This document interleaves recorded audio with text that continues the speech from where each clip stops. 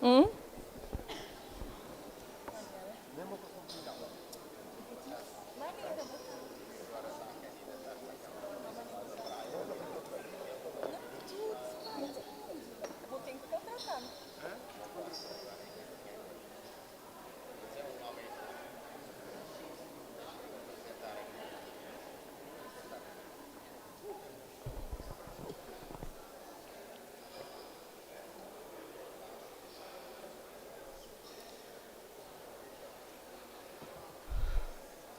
Já podemos começar? Can I start it?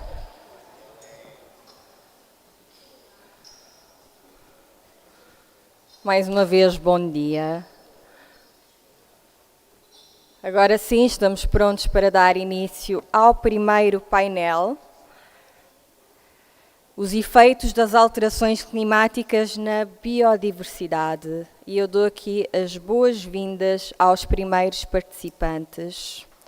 Welcome, Emanuel Gonçalves, membro da Fundação Oceano Azul. Welcome, professor de Centro de Ciências Marinhas da North Stream University, Dr. Bryant Helmut. E temos a moderadora, welcome, Lisa Truth. Já podemos dar início ao primeiro painel.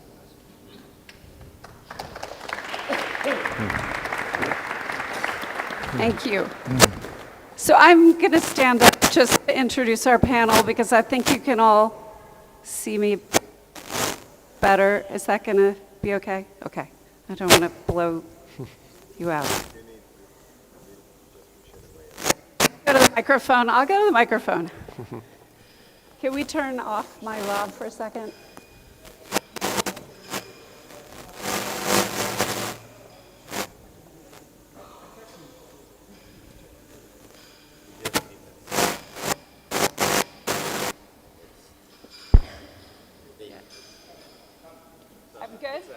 On this one. Okay, got it. Sorry about that. Okay, so welcome. And I apologize that I don't speak Portuguese. It's such a beautiful language. I have a lot of studying to do. So our panels will be in English, and please stop us if we're talking too fast or people, or we're speaking colloquialisms that people aren't following. We really want to speak to the whole international audience gathered here. So I'm really excited to kick off with this great panel, these 2 days of engaging conversations about all of our favorite topic, oceans. Ahead of us, we have fascinating discussions about solutions, innovations, and hope. We'll hear how many of our panelists are driving change, inspiring in their work, and looking toward the future, and really taking tangible action. So for this panel, we all know that the health of our oceans directly affects the health of our planet and directly affects the health of so many species, including our own, and we cannot have one without all the others. This panel sort of sets the stage, really a baseline, if you will. We all know climate change with rising temperatures, habitat loss, ocean acidification, changing currents, biodiversity loss, are disrupting marine ecosystems and threatening that delicate balance of the planetary systems that keep us all alive. Yesterday, I received an email of the headlines from the editorial section of the New York Times, and one of the articles caught my eye. The title was this: "The UN's verdict on climate progress over the past year, there was none." It was just stopped me in my tracks, not terribly surprising, but stopped me in my tracks. So these wonderful guys are here to help us understand how bad it is. And let's take a look at those unprecedented challenges we face, but the wonderful things you guys are doing in your work to address those and how we move forward. So let's set the stage. I'm going to start with Dr. Emanuel Gonçalves, who is associate professor at ISPA and a researcher at MARE. He investigates marine ecology and conservation, having been involved in the creation, monitoring, and implementation of marine protected areas in several regions, including the high seas. As deputy head of the Portuguese Task Force for Maritime Affairs, he elaborated the National Ocean Strategy and is a member of the board of the Oceano Azul Foundation, and also runs the Lisbon Aquarium, among many other things. So, Dr. Gonzalez.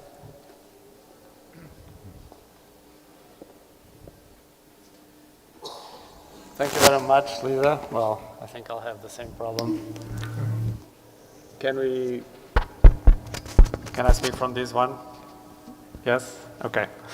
Thank you very much. It's a great pleasure for me to be here, and thank you very much for the invitation to be here speaking to you from the Oceano Azul Foundation. And I would like to start by bringing to you our motto, from the ocean's point of view. So imagine that's not me speaking here, but it's the ocean. This is what I will try to bring as an exercise for us to put things into context. And so let's start by context. And from 2018 until now, all these reports that you see over there that the United Nations has produced, both on the panel of climate change, but also on the panel on biodiversity, if you want to synthesize the message that all these thousands of studies bring to us, that message is simple, it's clear, and it's very easy to understand. And this is it. So it's not rocket science. We know. We have the information that's showing us what we have done to this planet. We are losing biodiversity, we are transforming the biogeochemical cycles of this planet, and essentially we have developed a model whereas our wealth, our societies, well-being is dependent on destroying the planet. And so because we have this message very clear, and because we know that we don't have 10,000 problems, we have two that we need to tackle. One is that we need to solve the climate emergency, but the second, less known, is that we need to stop destroying nature. Then, if this is what science shows us, we need to change. And the science, again, ladies and gentlemen, is clear. I'm not going to go through it, just a couple of examples. This is the temperature of the planet since we have measures. It's simple, it's clear, everything is red, right? Everything is red is above average, everything in blue is below average. Situation is out of control. The planet is burning, if you want to put it simply. And the ocean is also suffering. All the ocean heat waves that are coming our way, all of them have happened this century as a result of our model of development, as a result of our fossil fuel dependency societies. And the ocean has been the safeguard of us. So if there was no ocean, there were no planet for us to live anymore. Temperature would be completely uninhabitable. 90%, more than 90% of the excess heat is absorbed by the ocean. The fact that all this CO2 is in the atmosphere also has a consequence for the ocean, which is it's becoming more acidic. But we also have zones that now are becoming with less oxygen. And for instance, Cabo Verde is one of those zones. And also in our coastlines, we are having these dead zones coming. So the climate emergency is clear, and the ocean impact on that is clear. But also clear is that we are emptying the ocean. Only 13% of the ocean remains intact. This is what science shows us. More than 2/3 of the ocean has cumulative impacts of our industrial activities. And in some cases, we have very little left of what was once an abundant ocean. The top predators in the ocean are remaining, the last 10% of these species are in the ocean anymore. So we have a very, very different ocean than we had 200 years ago, 100 years ago. And if science is showing this, then, ladies and gentlemen, we cannot claim that we don't know anymore about the problem. So we know there is a problem. And if we can choose to turn the other way, we can choose to ignore that we have a problem.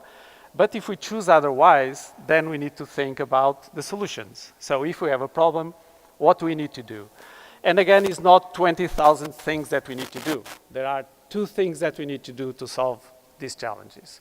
One, we need to decarbonize our economies. There's no other way to stop the climate emergency. We need to stop putting CO2 in the atmosphere and other greenhouse gases that as a result of our economic model. But also, we need to stop destroying nature. And for that, we need to protect it, but we also need to value nature. We need to find ways to make our development model compatible with a healthy planet. Because today, that's not what we have. Our development model is dependent on us destroying the planet. And this is all about incentives. This is all about the economy. Because if the economy is the problem, the economy needs to be the solution. And so at Oceano Azul Foundation, we have been looking at ways forward on how we can help, now that we know that we have a problem, to find solutions to this problem. And I'm going to talk about one of those solutions, which is an instrument we have that works, which are called marine protected areas. And marine protected areas work with this vision that we can make development compatible with a healthy nature. Because when we protect the ocean, and the ocean that we have in the left is the ocean of the past, we don't have that ocean anymore. Thriving with life, filled with predators, lots of species. What we have today in the present is a degraded ocean. So we have a couple of solutions, and on those solutions, we know that if we full protect vast amounts of oceans, it will rebound. And of course, those species will not stay inside these marine protected areas, and they will be they will be available for us to explore them, to exploit them, to use them in a sustainable way. But we are very confused about this instrument. We are very confused about what is a marine protected area, and that's part of the problem. And it's also simple. This is a marine protected area. If you go in the ocean, you don't see this, you're not in the protected ocean. Cabo Pulmo was a desert 20, 30 years ago until the community decided to protect it. And when they decided to protect it, now they have a thriving economy using that ocean in a sustainable way, filled with life that is being used inside and outside these marine protected areas. And so there are a number of features that these areas have that are very clear about what we need to put in place for these areas to work. We know how to do this. We know that we have an instrument that can recover the ocean, and we know that we need to do this, and the international community has agreed to protect 30% of the ocean until 2030. The question is, are we doing this right? Are we going to do this with a tool that is the right tool, or are we going to try to use other management tools that we have been somehow called marine protected areas, but they are not? Industrial areas in the ocean are not marine protected areas. They can produce some conservation benefits, but they are not areas for marine protection. And so all those things that you see out there, from aquaculture areas, archaeological parks, offshore wind parks, etc., are important areas in the ocean in a marine spatial planning perspective, but they are not marine protected areas. And we also know that marine protection works, again, and that species rebound inside these areas, and they can then refill the ocean, the rest of the ocean, because of one thing called the spillover effect, which is the fact that the species come out.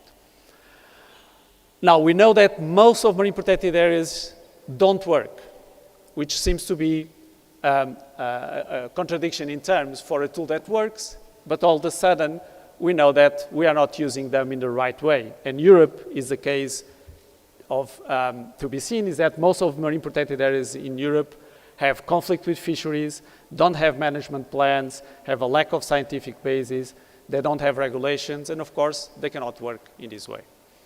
So again, it's very important to use these tools in a way that we are moved from just lines on the maps, what we call paper parks, to truly effective areas that can provide the benefits that marine protection gives us, which is a thriving ocean, a recovered ocean, and not just a bunch of lines on maps that have no meaning because they are not changing the reality. And so this is what we are facing, for instance, in Portugal right now. 98% of our marine protected areas are not implemented. And they are weakly protected. And so they will not produce benefits. So we need to try to move from there into areas which are fully protected and fully implemented and actively managed, because that's the only way that we'll have results. That's the only way that we will have solutions. And this is not different at the world scale, right? It took us 30 years to protect 3% of the ocean. If we have the target to protect 30% of the ocean in 2030, if we use the same methods, it's going to take us 300 years. And we don't have 300 years in front of us. So we need to do different. And this is the main message. We need to do different. But to do different is very hard, because there are vested interests, because our organizations and institutions are not capacitated and adapted to do so, and because this requires leadership. This requires decision makers to adopt a vision of a healthy economy based on a healthy planet. And that's not a vision, that's not the budgets, that's not the political mandates that we have today. And so if we realize that we have a problem, that we know that we have a problem, and to have an obligation to do something, then we need to change. But again, we need to realize that change is very hard. So let me talk to you about what means a healthy ocean. This is what a healthy ocean looks like. We need to look at the ocean as a whole, as a space where processes, functions, work. If you have a seamount, if you want to protect the reality there, you need to protect everything. You cannot protect just one component and wreck the rest, because it's not going to work. And we also need to understand which economic avenues can be based on a healthy ocean, how we can value that ocean. And Oceano Azul Foundation, we have explored some of those components, mainly on biotechnology. I can talk more about that, but that's not the focus right now. So let me try to bring you now a message of hope of what the Azores just did this week. The Blue Azores program is a partnership with our foundation. The government of Azores is leading this program, and also an American foundation, the Waite Institute. And the Azores just declared the largest marine protected area in the whole of the North Atlantic, protecting 30% of the offshore waters of the archipelago. And the offshore waters of the Azores is 1 million square kilometers. So 30% of that is 300,000 square kilometers, is 3 times the size of the landmass of Portugal. This is what the Azores just did this week, and they did it because they believe that there is this mandate, this obligation to recover the ocean. The Azores is, if you want, the Galapagos of Europe. They have a healthy ocean, a natural heritage, they have lots of the most important marine systems in place. This natural heritage is a unique combination of wealth, of value, of natural value in this case, that essentially resulted in the protection of a large span of the whole North Atlantic.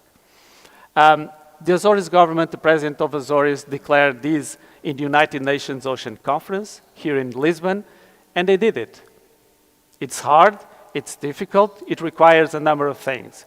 And so through partnerships, for instance, bringing science that then drives a participatory process with the communities that is structured, has steps, has goals, has approaches, results in lots of conversations, lots of discussions, very, very difficult conversations, but bringing the science to the decision makers in a way that can result in protection in a legal framework that has very important features, among which the fact that it adopted the best scientific standards. And these scientific standards were then brought to the communities, to the discussions. Through a co-creation mechanism, the Azores declared this that you see over here. Half of this area is fully protected, and the other half is highly protected. And so this network was built not by the science only, it's based on the scientific criteria, but it was built with the stakeholders in a participatory process that resulted in this unique legislative piece that we have. And it has an implementation timeline for the next 3 years. So it's not enough to declare lines on maps. They need to be implemented. And for them to be implemented, we need to capacitate those processes with the tools that make them in the end result. And the good news is that we can scale up this. We can do this to the whole ocean. We know where are the special places in the ocean. Science has shown us. We have the ecological and biological significant areas of the CBD, identifying those areas already. There is a process right now as we are speaking. The world leaders are in Cali in Colombia discussing how to implement the 30% target. We can do this. We have the information, we have the science, we have the processes. And so I would like just to finalize to tell you that in Oceano Azul Foundation, we firmly believe that one, if we continue our ways, is because we choose so, because we know. But two, we have the tools, the capacities, and the means to do different. And we can make the reconciliation into our development, which is providing to our communities the well-being that we all sought, but at the same time, doing that with a healthy and protected ocean, which is not what we have today. And marine protected areas do have a wide range of benefits to the economy if they are put in place in the right way, with the right tools. And to do this and to be able to arrive at 2030 with a healthy and protected ocean, then we need to use this vision that the ocean health is key for our development, and conservation and economic development need to go hand in hand, and we know how to do this. So this is the main message, and I thank you very much for your attention.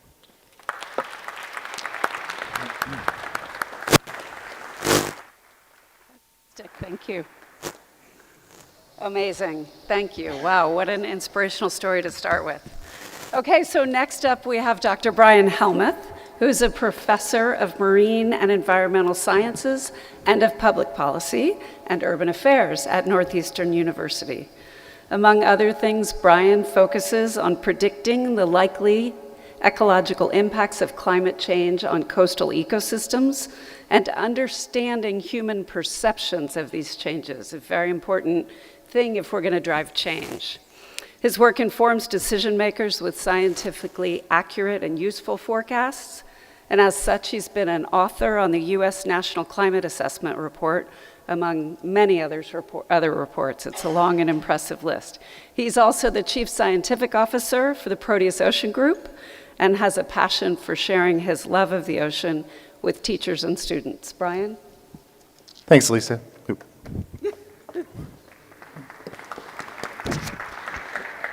So am I using this one or this one? It works. It works? All right, let me use this. If I could have my slides, please.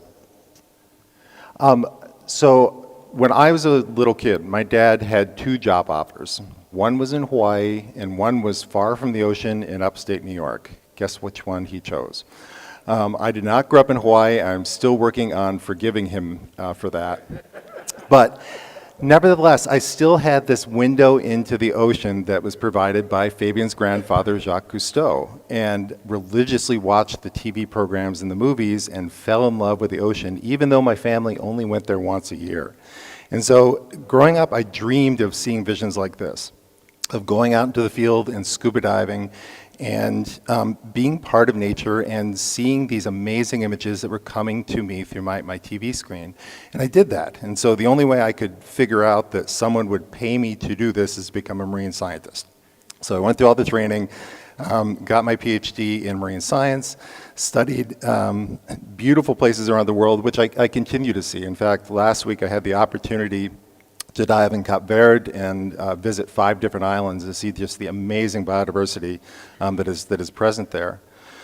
But over and over again throughout my career, I would go to locations where I'd see something like this and go back even just a few weeks or a few months later. This is not advancing. There we go. And you would see something like this. Where there would be a high water temperature event, there would be a storm, there would be a disease event, and what was once a beautiful coral reef would become a ghost town like this. I would start to see this in the coastal zones of Washington State, where I did my PhD, where entire sections of mussel bed would die off. And so this is what, as you just heard, we're seeing over and over again. Apologies, I'm not sure where to point this, there we go, where we have healthy systems, something happens, usually climate-driven, but often also driven by things like by nearshore development, by nutrient runoff that interact with climate change. And what was once a beautiful reef now becomes a parking lot. So I call myself a reluctant climate scientist. I think people of my generation, scientists of my generation, didn't set out to become climate scientists. We set out to study the ocean because we love the ocean. But we're now climate scientists because we have no choice. Climate change touches absolutely everything we do, and so I study climate change because it's unavoidable, because it's the only thing that I can do as a marine ecologist.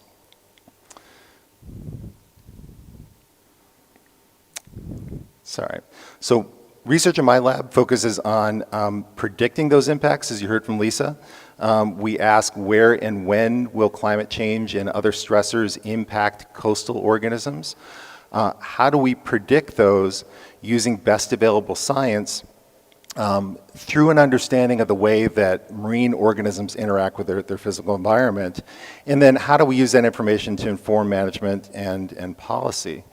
So what I do is called ecological forecasting. And I think this is well described by a reporter that I met with a number of years ago, where I explained to him what I did, and he said, so it sounds like essentially you're an emergency medical technician. And I used to be an EMT, and if anybody's been in medicine, you know that if you were on a large accident and have 100 victims, there are some who are doing okay, and you can set them aside, keep an eye on them, and make sure they're comfortable.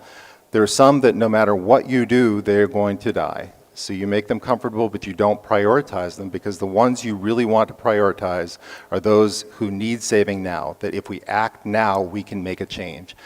That's where we're at with many marine ecosystems today. There are places that are never going to recover, and there's no way to sugarcoat that. There are places, there are hope spots that are still doing really, really well. There are other places with even minimal intervention. If we just stop doing things like cutting down mangrove forests, we can prevent that tip over from happening. And so what work in my lab does is asking how do we identify each of those different categories to inform management, to inform marine spatial planning, and ultimately, the ultimate goal would be a marine protected area. But how do we identify those different locations? And a big piece of this, and this is where I'll become a little nerdy, and I won't get you into too much of the detail, but a lot of this goes down to the difference between weather and climate. And we tend to use these terms interchangeably, but they're not. Climate is the long-term average. The technical definition is a 30-year running average of an environmental condition like temperature. We often talk about it in global terms. But nobody experiences climate. We experience the weather that is driven by climate. A friend of mine calls it, climate is how many sweaters and t-shirts you have in your closet, and weather is the determination of whether you wear a sweater or a t-shirt on any given day. And so when we talk about climate change, even though ultimately it is being driven by these long-term trends, a really important consideration is that it's highly variable in space and time. It's why we can have floods one place and droughts another place, heat waves one place, cold snap another place. It's heat being moved around the planet. And what that means is non-human organisms are experiencing these highly variable conditions as well, but in ways that are fundamentally different than the way a human experiences them. If anyone has ever had like a pet lizard, right? They don't have control of their own body. You have to have a heat lamp or a rock for them to sit on. Butterflies in the morning, they'll sit there in the sun and open up their wings, and till their bodies warm up, they can't fly away. They're absorbing the heat from the sun. So we call these organismal climatologies. It simply means that we're recording the environmental impacts of climate change through weather on non-human animals and plants, and then using that to inform decision making. And again, I won't get too far into the details, but one of the ways we do this is we develop custom environmental sensors that are matched to the level of the organism. This is one that is made by my colleague Fernando Lima in Electric Blue here in Portugal. These are wonderful little devices that have a 20-year battery life, and Fernando has them from Greenland to Antarctica. We've deployed these in different configurations. We make one that is called the RoboMuscle. It came out at the same time as the movie WALL-E.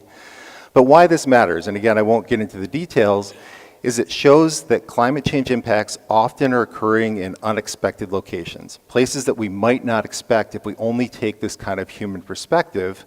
And it also suggests that there are many plants and animals that are much, much closer to their limits than we might otherwise expect. If anyone heard of a massive die-off of marine species in British Columbia, Canada a few years ago, over 1 billion animals died. The animals to the south were fine, the animals to the north were fine, but it was a defined region on the coast of Canada where everything died because of the very local environmental conditions that we could monitor using this approach. The other piece of this, though, in terms of hope spots, is we can identify what we think of as climate refugia, those places that are best able to be protected through things like MPAs or other measures that reduce environmental impact by humans. So we're able to identify these hope spots to do something about it.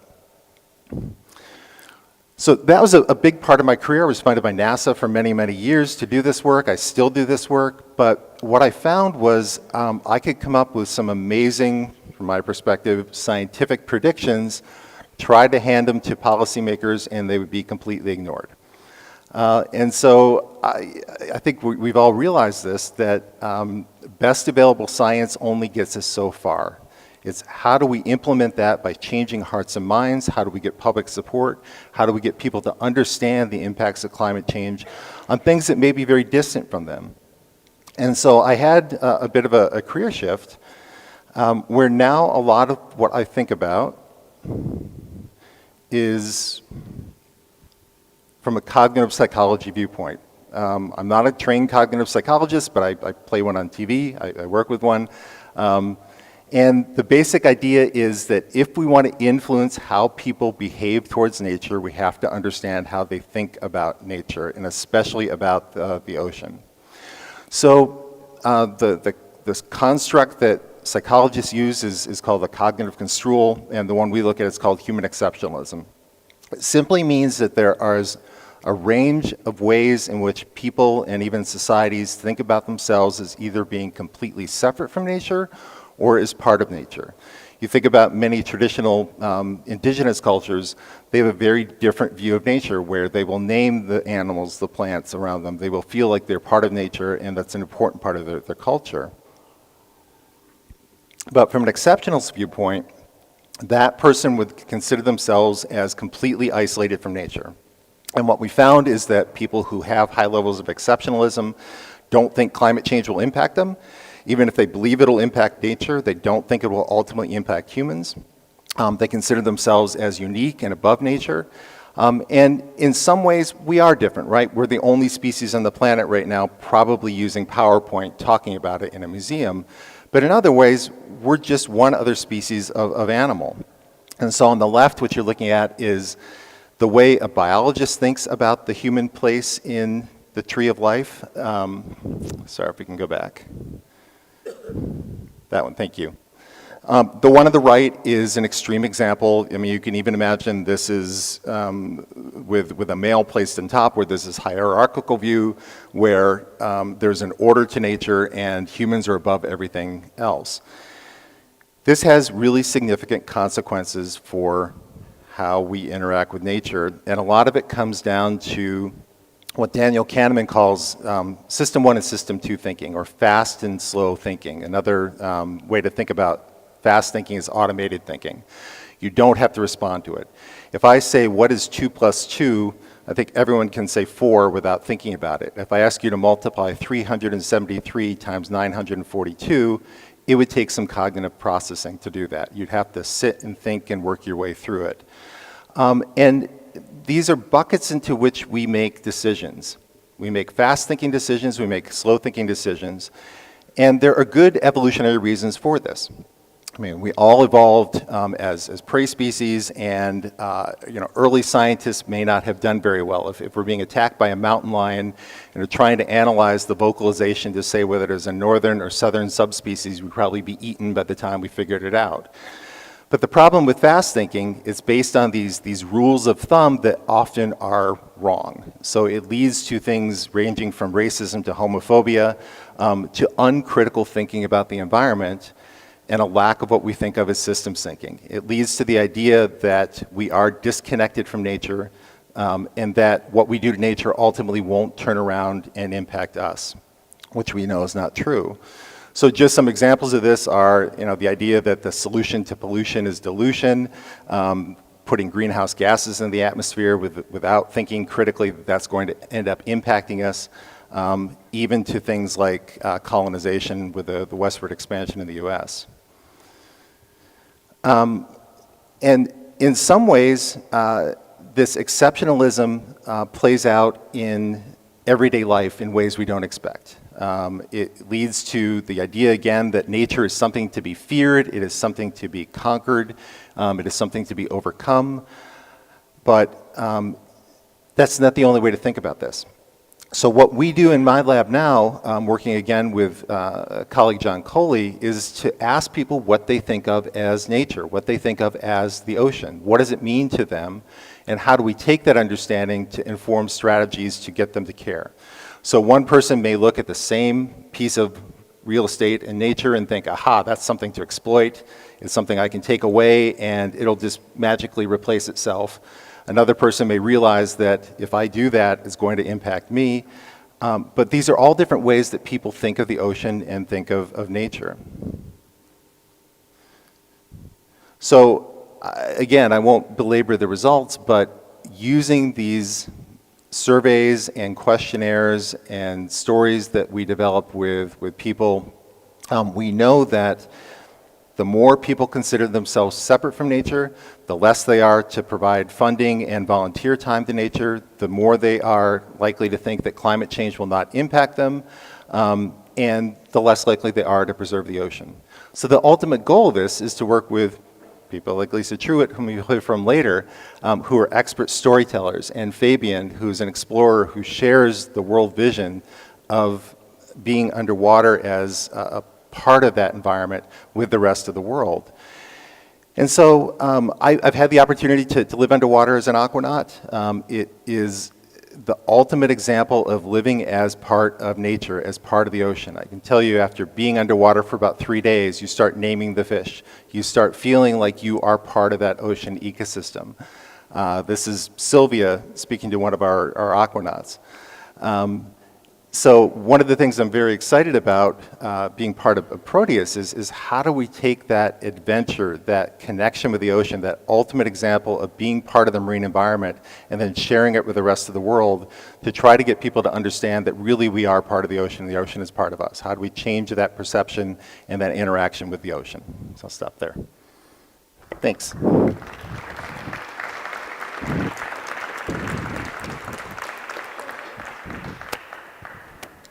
Fantastic. Is this on? Yes. Can you hear me? It's on? Okay. How much time do we have left? I've lost track. Do we have time for questions and answers? Bruno, what's our goal? 2 minutes? 2 questions. Okay. Does anyone have any questions? If you don't, I have tons of questions, but I would love to hear from you guys what you'd like to hear them speak about. Brian, I will ask a question of you while you're all thinking. I know that the U.S. National Climate Assessment, the 5th report, just came out. Yep. So I think about that New York Times headline that I was talking about. Has anything changed? What would surprise us? Give us a sneak peek.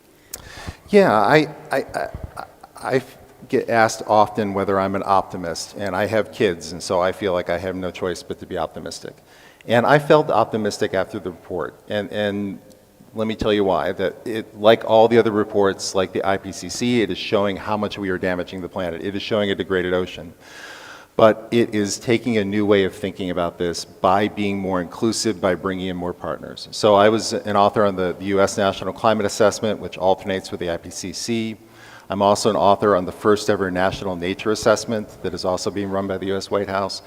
And what was different about this report is it took a number of non-scientific views. It took the views of traditional ecological knowledge and indigenous knowledge, different ways of thinking about the ocean, different ways than what we think of from Western science, and brought it all together as equally valid onto the table. And to me, that's hopeful, that if we're thinking of bringing more people to the table with more ideas. The definition of insanity is doing the same thing over and over again, expecting a different result. So having different and more diverse voices, thinking of things differently, I think is the way forward. So I'm hopeful. And Emmanuel, you've got a room full of movers and shakers here and really motivated people. What do you wish for? What would really change the game on what you're trying to do and move it forward in that speed that you spoke of that's so needed? Yeah, so, I think there are lots of diagnoses about the problem out there. But I think we need to understand that in order for us to do this, we need to do it in partnership. We need to do it together. I think it's going to be very clear that we are going to fail 30 by 30. I think we need to adopt this vision because there is no reason to believe that we are not going to fail as the day of today. Now, this doesn't mean that we're going to fail, but it means that the realization that we are not doing enough is critical. Because if we think that we are doing enough, we're not going to change.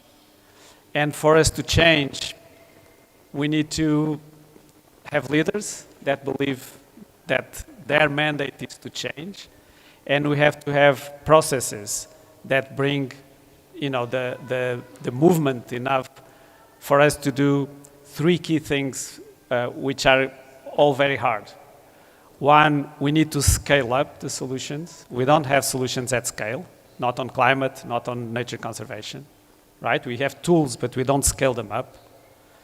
Two, we need to speed them up because it's not enough the speeds that things are going. There are lots of good examples of things out there, but they don't have the necessary speed for us to tackle the challenge. And three, we need to focus on impact. We need to understand the end result. And the end result is very easy to measure. We have success if we have more nature. We have success if we have happier people. And so we have to have a thriving economy based on a healthy nature. And we don't know how to do this. I mean, we haven't done that. We have the tools to do it, but we haven't done it so far. And I think this is the challenge in front of us. And if we all believe that this is the way forward, then 30 by 30 is possible. Then we can protect 30% of the ocean in 2030. But we need to change. Is it the lack of financing? Look, I think it's why is change hard? Change is hard because, one, there are vested interests using the current economy that destroys the planet. And as those vested interests are going to fight back. They are going to resist. And so without leadership, without changing the economic way, the economic model, those vested interests are going to win because they are here. This is the current, it's all of us, by the way. It's not someone out there. It's all of us. It's our choices. It's the way that we are sitting down and, just going with the flow. So change is hard because of that. Change is hard because these leaderships depend on voters, and voters need to support the leaderships. And so we have a kind of a two-way street that needs to be broken. You need to break this cycle, right? But the good news is that we know how to do it. We have tools to do it, but we need to do it together. There is no single institution, government, organization that can do this alone. We have the science, which is the good news, but we need the social part of this and the economic part of this, which is the hard part. But we believe that we can do this together, and that was part of the message that from Ocean Azul side, we think that we can move forward. I think the Azores example is very, very inspirational because, look, it's 5 years. It's not 50 years. In 5 years, the region transformed itself into a pathway of change, right? Bringing all these things together, the partnerships, the funding that come with that. But the funding is the easiest part. We have more than enough money in the economic system to change this. But we can continue using it for destruction, or we can move it into reconstruction. And that's the big challenge that governments need to face. I think with all the people gathered here and all the great ideas, we can do it. Yes. Do you want the mic? Emmanuel, I think your presentation was very, very inspiring, so thank you for sharing that. I do have a question. We all seem to know what the problems are. We seem to know what the solutions are. We don't seem to know who's going to take the lead. Is this something that Food Zoo would be doing, taking a lead in the sense of working with partners like Proteus and scientists and delivering it? Or do you expect this to come from the private sector to take the lead? Or is it a government initiative to take the lead? Because we are all talking about the same problem. It's just a question of saying, okay, now we know what the problem is. How do we take action? And what would be your recommendation that action to be? Great question.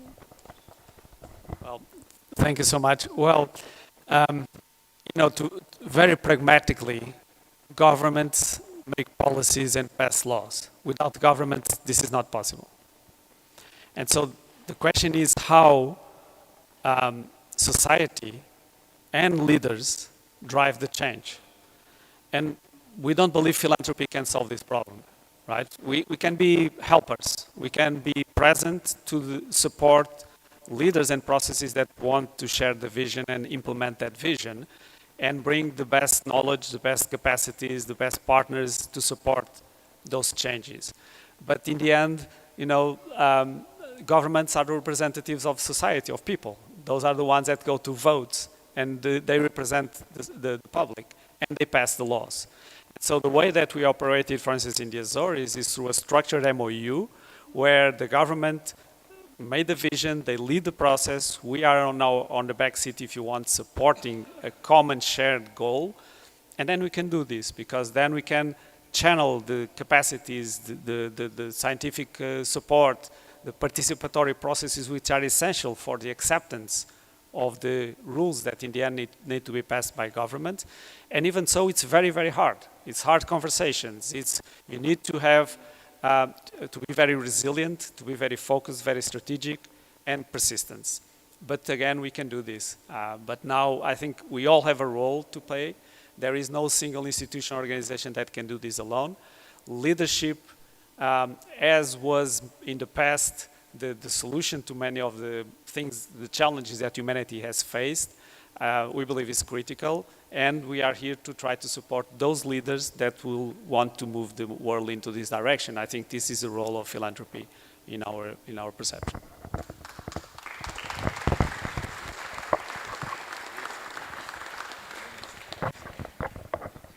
Did somebody say? Yeah. Oh, okay. We're getting the. Thank you. I'm sorry. I was getting different messages. Obrigado.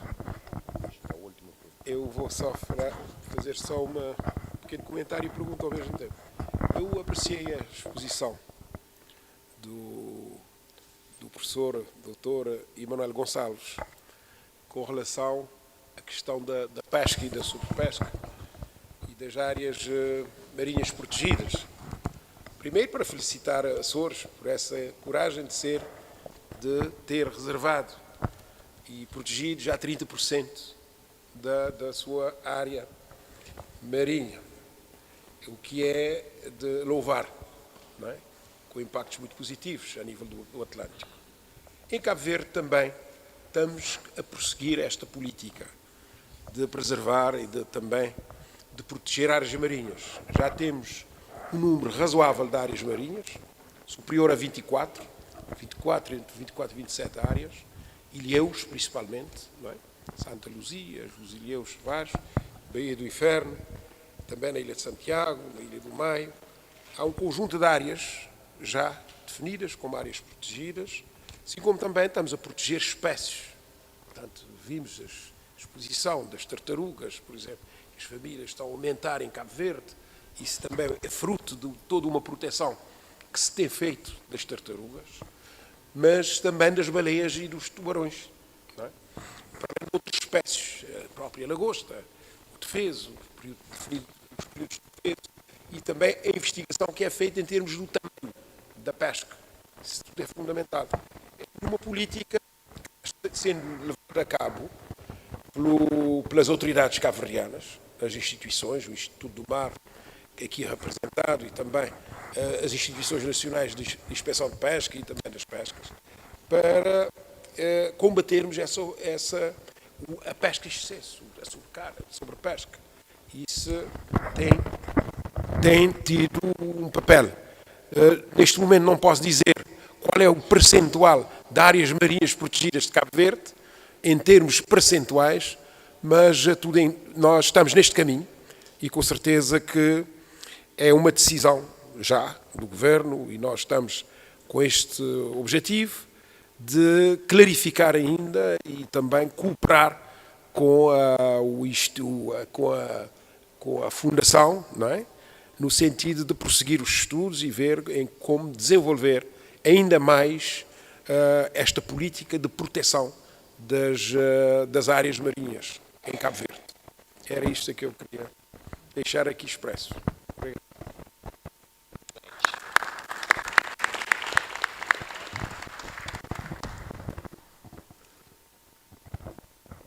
I'm sorry, was there a question or is that a statement? Okay, I wish I, okay.